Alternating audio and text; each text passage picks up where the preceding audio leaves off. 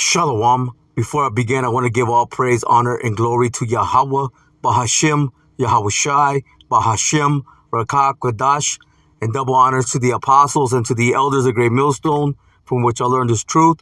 Peace and blessings to the house of David, doing his work with all righteousness, truth, and sincerity. And I want to say shalom to the hopeful elect. Shalom. Right, I'm going to go ahead and start off here in the book of 2nd Esdras, chapter 7, and verse 43. And it reads, it says, "But the day of doom shall be the end of this time, and the beginning of the immortality for to come, wherein corruption is past." See, the day of doom, okay, shall be the end of this time, meaning the end of the age. See, the scriptures tell us what Esau is the end of the world. Let's get that. 2nd Esdras 6, let's go right to the point. Verse 9, it says, "For Esau is the end of the world," okay, meaning the end of the age. Okay, right now, Esau Edom, the so-called white man, he's currently in the power seat. See, he has rulership, but through his blessing that he received, from his father Isaac. Okay, but once his rulership goes down, okay, that's going to signify the end of the world, the end of the age. You see, and Jacob is the beginning of it that followeth. See, it's going to be time for Jacob to rule. Okay, beginning with who the world England calls Jesus Christ. Okay, Yahweh Shai. Okay, that's going to be the time when the kingdom is set up. Okay, and the kingdom is set up. Okay, for the sake of Israel. Okay, for the Israelites. Okay, beginning with the elect. But again, it says, "But the day of doom shall be the end of this time." Again, the end of the age and the beginning of the immortality for to come. You see why? Because everything that we see in this present world right now, the way it's ran. Okay, the philosophies, the doctrines, the wickedness that's pushed. Okay, that's going to be no more, man. Let's get a quick precept. Let's go to the book of Revelation, chapter 21, and verse 4. And it says, "And the Most High shall wipe away all tears from their eyes." From whose eyes? From Israel, from the Israelites. It says, "And there shall be no more death." It says, "Neither sorrow nor crying, neither shall there be any more pain. See, for the former things are passed away." See, the former ways of life, man. You see the way Esau, okay, is managing, this present, rulership. Okay, the way he's, is managing his present rulership is all in wickedness, man. And that's all going to be gone. Okay, it's no longer even going to be remembered. Let's get that. Isaiah chapter 65. And verse 17, and it says, "For behold, I create new heavens and a new earth. See, and the former things should not be remembered, nor come into mind." See, the way Esau ruled, okay, that's going to be a thing of the past, man. There's going to be a new rulership. You see, it says in due time, the Lord will set up one that is profitable. You see, that's going to be Yahweh Shai. And under Yahweh Shai, there's going to be a righteous order. Verse 18, it says, "But be ye glad and rejoice," says, "forever in that which I create. For behold, I create Jerusalem a rejoicing and her people a joy. And I will rejoice in Jerusalem." See, and Jerusalem is a people before it's a place. See, that's speaking about Israel, but, the elect on this time. Okay, the elect on this side. On the side where the destruction is going to take place, this is speaking about the elect, that remnant. It says, again, "And I will rejoice in Jerusalem and joy in my people. And the voice of weeping shall be no more heard in her, nor the voice of crying." You see, the Lord is going to wipe all those tears away, man. You see, as the elect, whoever they may be, okay, they're going to receive new bodies, man. They're going to be under the new covenant. You see, no longer being able to sin. See, because the wages of sin is death. See, there's going to be no more death. Okay, the new bodies. Well, let's get that. Let's go to 1 Corinthians chapter 15. And I can start at 50, but I'm just going to start at 52 just to get to the point. It says, "In a moment, in a twinkling of an eye, at the last trump," it says, "For the trumpet shall sound, and the dead shall be raised incorruptible, and we shall be changed." Listen, for this corruptible must put on incorruption, and the mortal must put on immortality. See, that's the immortality that is to come, man. And that's for the sake of Israel, for the Israelites. Again, beginning with the elect. Okay, and ultimately, as the scripture says, all Israel shall be saved. See, because listen, the 2/3, okay, that will die on this side, okay, through the destruction, okay, or however else the Lord takes them out, they're going to come back in the kingdom, okay, through the loins of the elect. It says, so when this corruptible shall have put on incorruption, and this mortal shall have put on immortality, then shall be brought to pass the saying that is written, death is swallowed up in victory. You see that? Let's go ahead and go back to 2nd Esdras.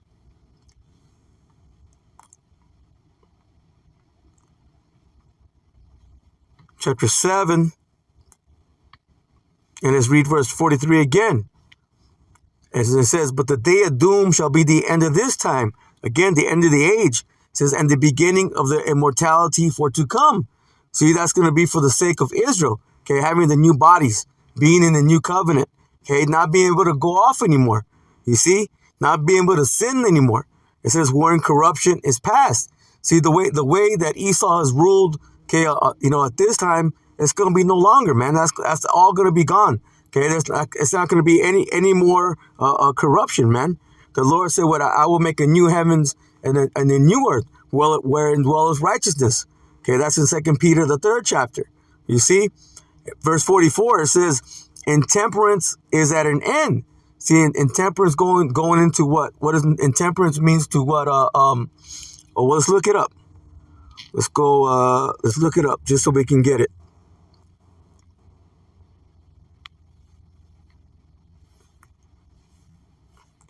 Meaning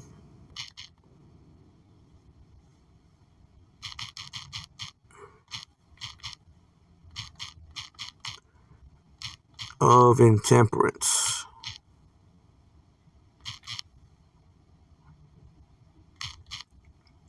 Yep, right there. It says definitions. It says lack of moderation or restraint. You see? Well, what do our people, they lack a restraint of what? Of doing wickedness, man. See, that's all going to come to an end. There's not going to be any more, wickedness, okay, in the kingdom, man. It's going to be a righteous kingdom. Again, it says intemperance is at an end. So that's going to be no more lack of restraint, okay, from, people committing their wicked acts, man. Everything is going to be done in righteousness. Look, infidelity is cut off, okay, and our people, infidelity going to unfaithfulness. Okay, our people are going to be faithful to Yahweh Ba'Shem Yahushai. See, in these other nations, they're going to have to go up and learn, man.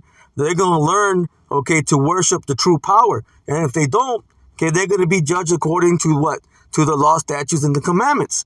It says righteousness is grown and truth is sprung up. See, then shall no man be able to save him that is destroyed.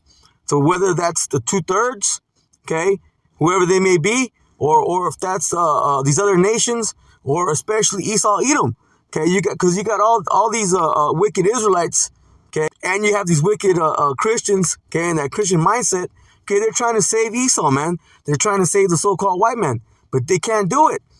You see, no matter, even if we say we forgive them, the Lord's not going to forgive them, man. Scripture says you reap what you sow. You see, these damn devils, they're going to have to pay, okay, for everything they've done. Again, it says, then no man shall be able to save him that is destroyed. Okay, that's their lot, okay, is to receive destruction. It says, nor to oppress him that have gotten the victory. See, death is swallowed up in victory. See, and that's going to be for those that are going to enter the new covenant, which is all Israel. See, the new covenant, the old covenant, well, all the covenants, okay, as it says in Romans the 9th chapter, they're all for the nation of Israel. Only the Israelites, okay, beginning with the elect, okay, will be in the new covenant. You see, they're gonna have the new bodies. Okay, they're gonna have the law, statutes, and commandments in the inward parts. Okay, not being able to sin any longer. You see, but that day is gonna come, man, with a lot of that day of doom. Okay, has been set up for the wicked, man. You see, the day of doom is set up for the wicked, and it's near. It's near upon the wicked. Let's go real quick to the book of Zephaniah.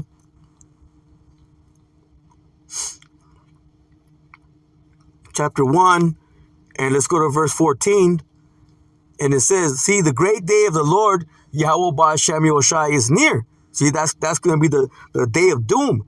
It says, it is near and hasteth greatly. Even the voice of the day of the Lord Yahweh Ba'ashem Yahushai, the mighty man shall cry there bitterly. See, who's the mighty man right now? The one that's in rulership, Esau Edom, the so-called white man. See, and that you can even include 2/3 of our people, man. You know, they think they're thugs, gangsters, you know, whatever, however, you know, whatever they think they are. You see, you know, they think they're, you know, they're mighty. It says, but the mighty man should cry there bitterly. Man, they're going to be pissing on themselves, shitting on themselves. You see, they're going to be falling out, man. They're going to be collapsing, you know, from faint hearts, having heart attacks, man. That day is going to be a very terrible day. Look, that day is a day of wrath, you see?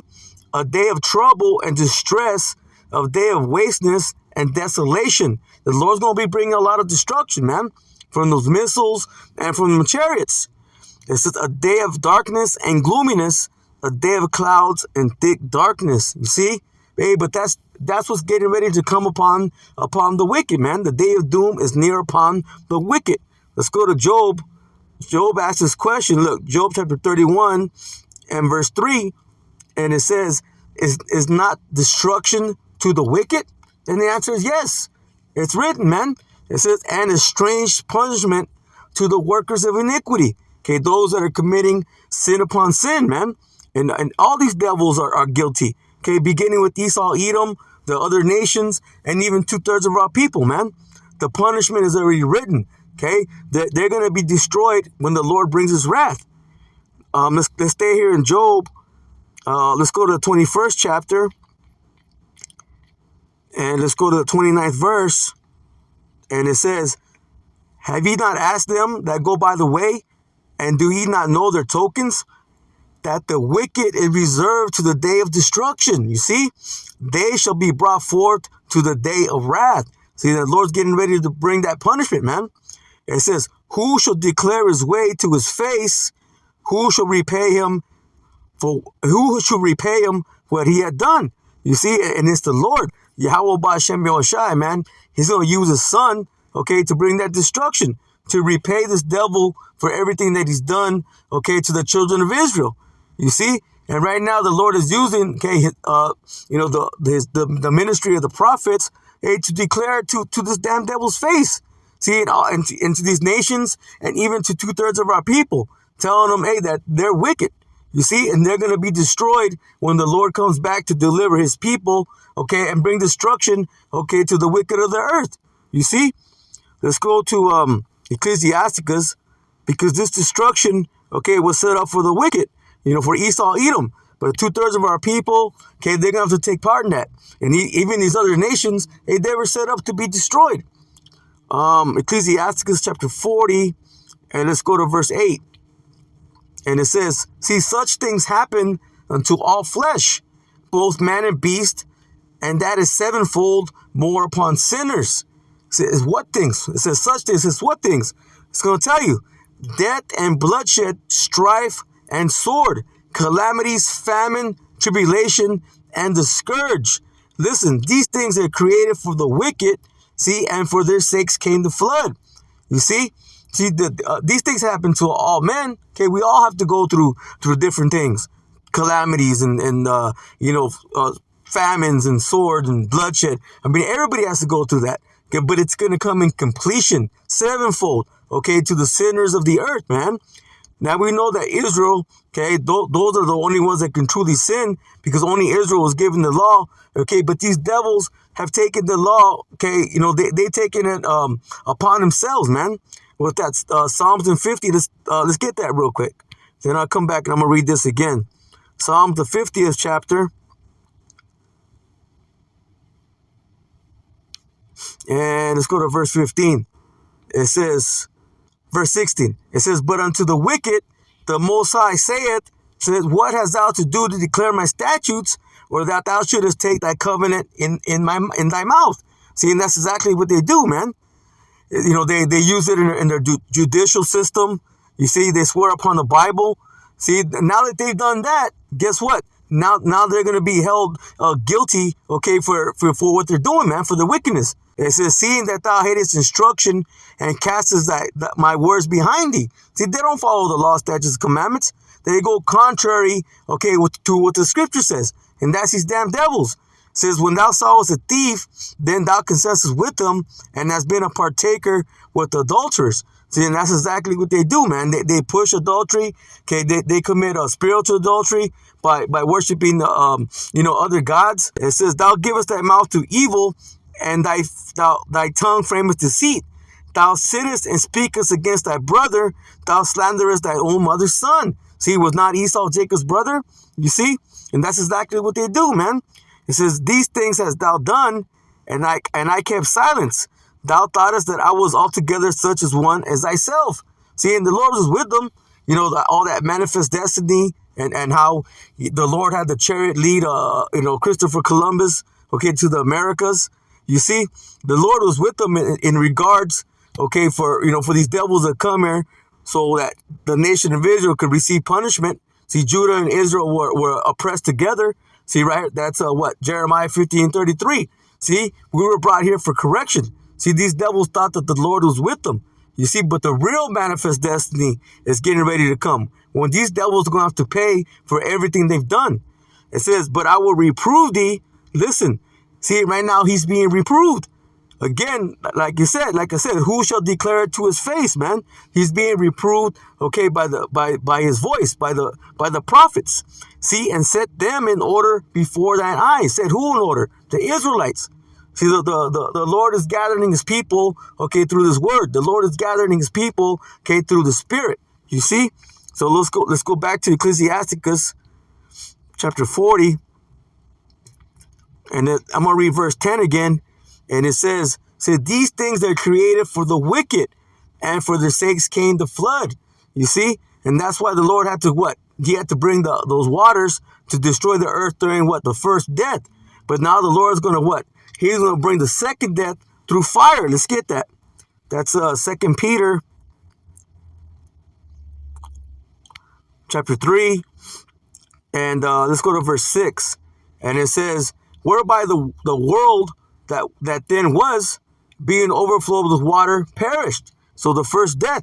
See, when the Lord flooded the earth during the time of Noah, it says, but the heavens and the earth, which are now by the same word, are kept in store, reserved unto fire against the day of judgment and perdition of ungodly men.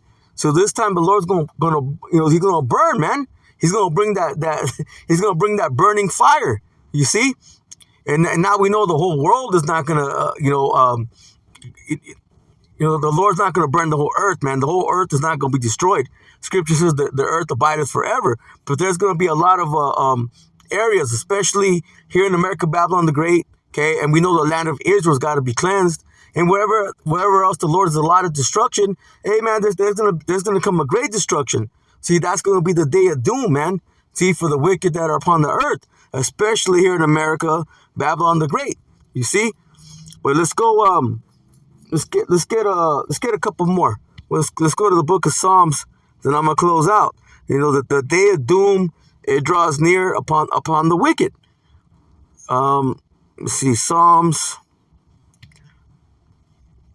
Let me see, the 37th chapter. I mean, I can really read the whole chapter, but I'm just going to drop down to the 17th verse. This chapter is fire. It says, for the arms of the wicked shall be broken, but the Lord Yahweh Ba'ashem Yahushai upholdeth the righteous. You see, speaking of the remnant, the elect, ultimately all Israel, but on this side, okay, where the destruction is going to take place, that's speaking about the elect, that remnant. Said the Lord Yahweh Ba'ashem Yahushai knoweth the days of the upright, and their inheritance shall be forever. You see, what does it say? The days of Israel cannot be numbered. Let's get that real quick. What's that? Sirach.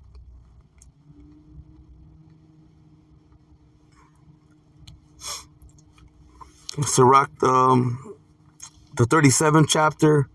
You see the 25th verse. Yep, it says the days of life of man may be numbered, but the days of Israel are innumerable. You see? See that's what's getting ready to come, okay, for those of the elect number, and then ultimately all Israel, man. Let's go back to the book of Psalms, the 37th chapter, and let's read verse 18 again. It says, "The Lord Yahweh Ba'Shem Yahushai knoweth the days of the upright, and their inheritance shall be forever." You see, that's going to be in the kingdom. It says, "They should not be ashamed in the evil time, and in the days of famine they shall be satisfied."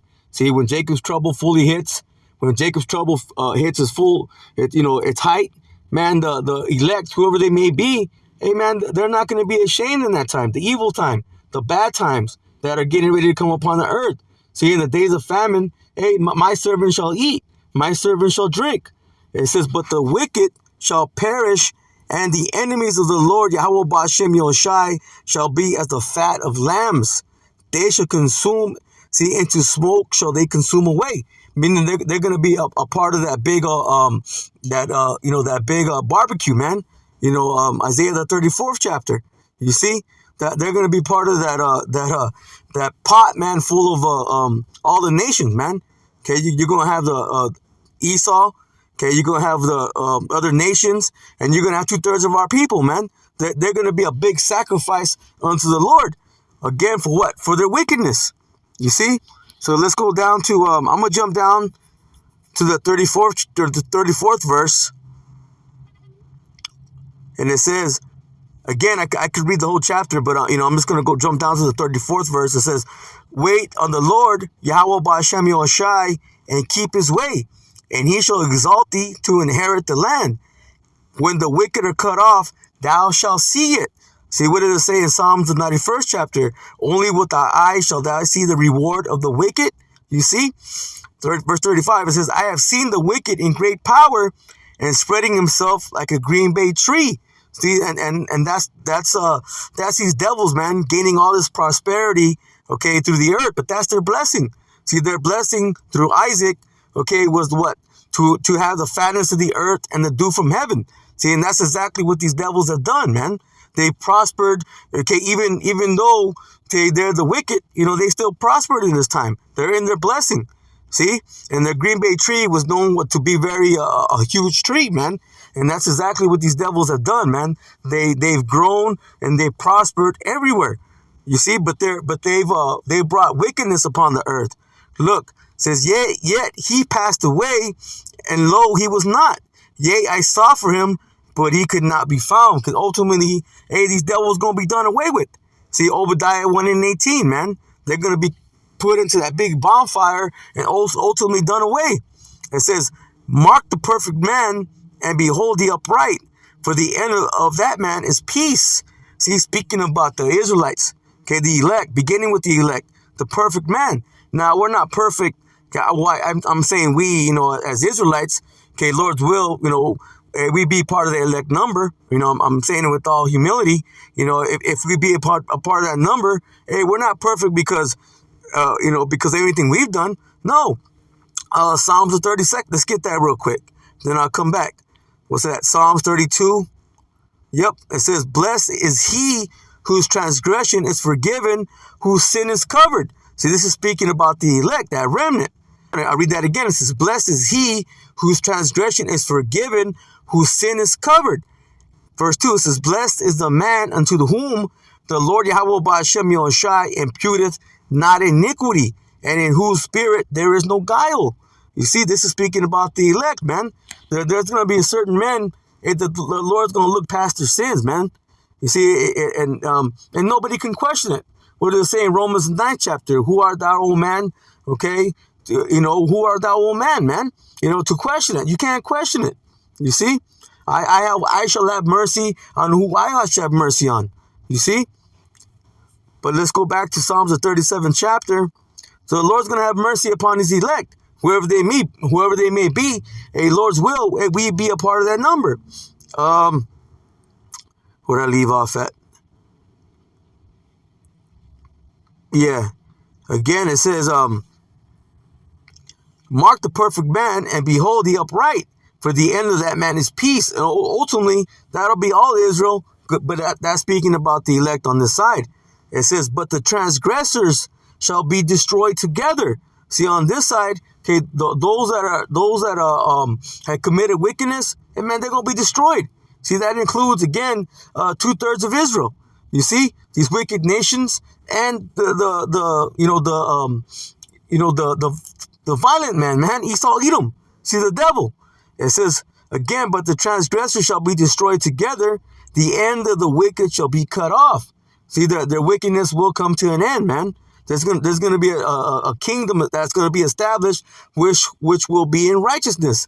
It says, but the salvation of the righteous is of the Lord Yahweh Ba'ashem Yahushai. Again, beginning with the elect of Israel. It says, he is their strength in the time of trouble. See, when we get into that full height of Jacob's trouble, we're going to need that protection came from Yahweh Ba'ashem Yahushai. We're going to need that hedge of protection. It says, and the Lord Yahweh Ba'ashem Yahushai shall help them and deliver them. See, be delivered in that chariot, man, the fathership. It says, he shall deliver them from the wicked. Why? Because we're still in their hands, man. Into this day, yet are we still in captivity. Baruch 3:8.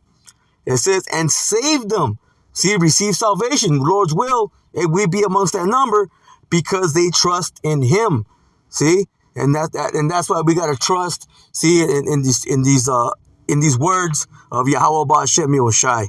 You see? So with that, I'm going to close out and give all praise, honor, and glory to Yahweh, Ba'ashem, Yahushai, Ba'ashem, Rakak, Badash, and double honors to the apostles and to the elders of Great Millstone, from which I learned this truth. Peace and blessings to the house of David, doing his work with all righteousness, truth, and sincerity. And I want to say shalom to the hopeful elect. Shalom.